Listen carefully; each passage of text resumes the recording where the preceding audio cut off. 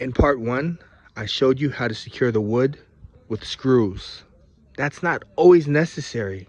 If you have a longer board, you may be able to get away with using a clamp. So just clamp it down. We're using the circular saw with the rip fence. We're gonna cut it.